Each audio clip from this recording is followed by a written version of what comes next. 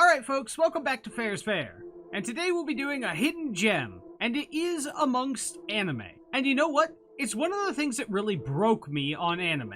It's one of the things that really convinced me that anime has, well, a potential as an item. As a real form of media with genuinely good things in it. We are talking about Pale Cocoon, which for some unholy reason is almost completely unheard of. Like, legitimately, even among anime fans, I struggle to find someone who's heard of this. And it's even harder to find a place to watch it. But it is legitimately one of the greatest things I have ever seen. Most notably because it isn't going to overstay its welcome.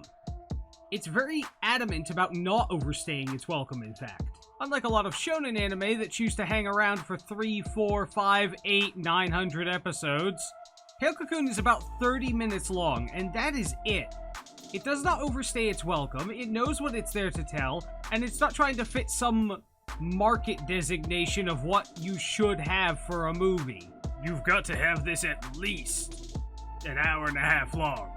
There isn't an hour and a half of content in the thing we're adapting from, so, well, too bad. Gonna have to stretch it out. Have Batman fuck Catwoman. What? Why? Sex sells, my buddy. Have him fuck Catwoman, and then do the rest of the story. Couldn't we just make it, shorter instead of overstaying our welcome? Make the video as long as we have the actual content for? Nope, that ain't how markets work. Well, here we have something that didn't actually care about that. Thank God. They were more concerned about making something good. If there's ever a critic so stupid they decide that the entire medium of anime is bad, then have them review Pale Cocoon, because it's honestly hard to find something objectionable about it. Unless you just hate the art style. But that's kind of opinion. For its time, it's actually really good art. Like, really, really good for the time it was made. But here's the thing. This anime, Pale Cocoon, it has atmosphere, plot, theme, character, drive, and a fucking twist ending. With an amazing revelation being made, and they foreshadowed it through the whole thing, and you didn't even notice. You didn't. You go back again and watch it again for another 30 minutes, and you'll see all the bits. All the things they referenced, all the bits that you didn't notice last time. And they're so goddamn good. This tiny little 30-minute existence of a show managed to get more done in 30 minutes than One Piece has managed to do in 900 episodes. And after watching something like this, it makes One Piece look like even more of a waste. And you know what? I might be getting into spoilers after this. So, you know what? Go watch it. Go watch Pale Cocoon. It is 30 minutes long. There's a website out there where you can watch it, probably. You can find a way to watch it somewhere. It is 30 minutes long. It will cost you, like, nothing of your time on Earth. It's worth watching. Go watch it. Pause the video. Go do it now. Alright, assuming you're coming back from watching it, tell me that wasn't beautiful. The entire atmosphere, them being driven further and further and further underground, everyone convinced that they've simply ruined the surface and there's nowhere to go.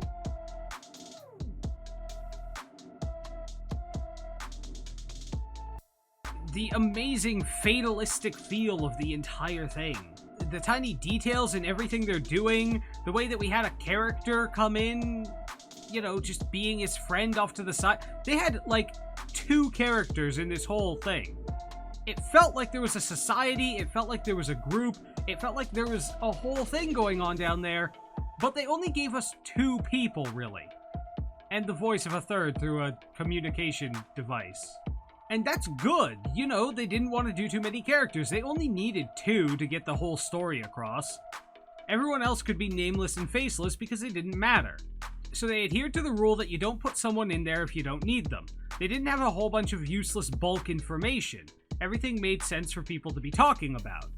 And the entirety of the narrative and the backstory came through as a natural continuation of what their job was in the actual show.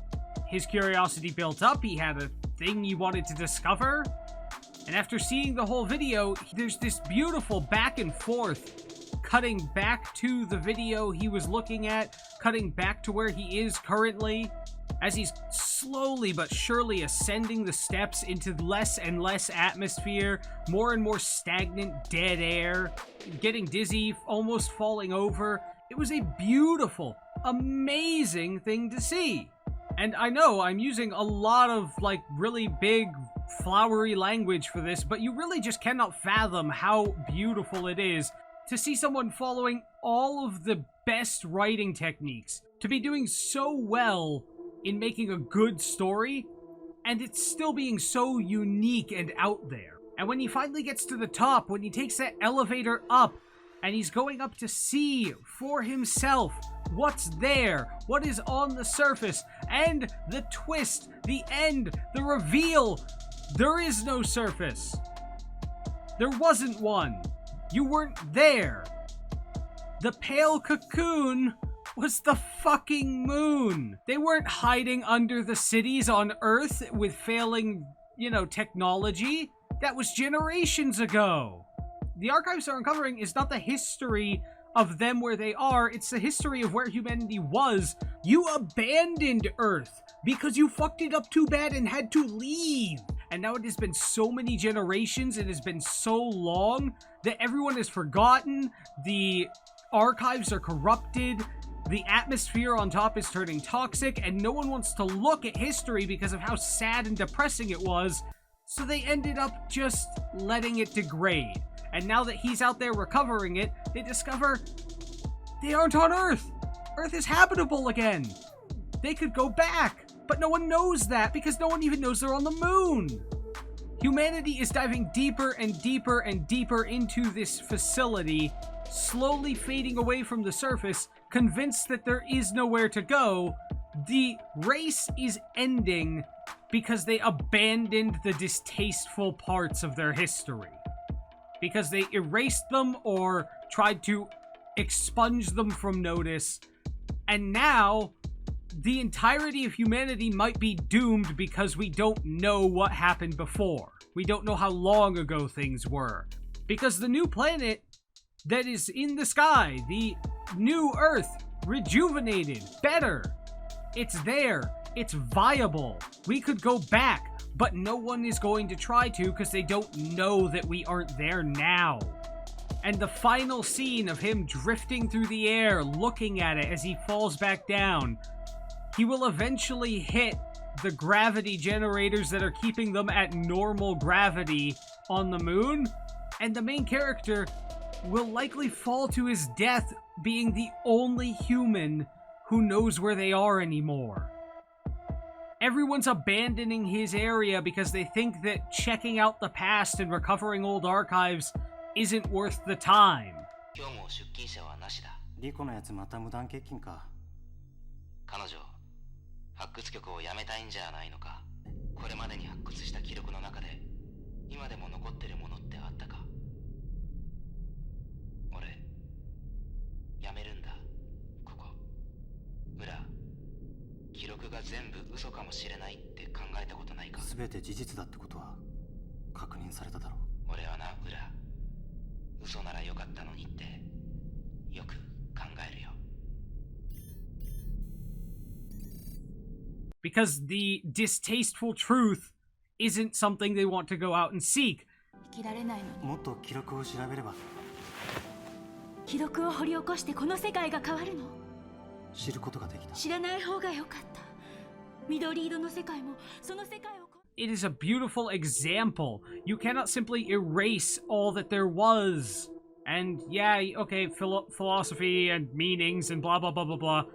Mechanically, technically, thematically, in every way, it was a well-made show. A well-made mini-movie, if you want to call it that. And I absolutely cannot believe that no one knows about it. Go to anime conventions and tell them you think it's one of the best written anime of all time. Because it is. And no one knows. No one's heard of it. No one has ever heard of it, ever. 30 minutes of your time for one of the best written and designed shows in history. and I will stand by that argument. But no one knows about it, and that kills me. Let me know what you all think. Did you watch it like I said you should? Do it. Even if you didn't want to watch it and I just spoiled the twist for you, it's still worth watching. Go watch it. And after you watch it, come back here and let me know what you thought. Was I correct? Do you still hate the entire medium? Be sure to like, comment, subscribe. It costs you nothing, and it really helps me out. You can always undo it later. And if you still cannot see that there is valid reason for people to be interested in anime, this vast, untapped resource of millions of genres of shows, then, as always, be entertainingly angry.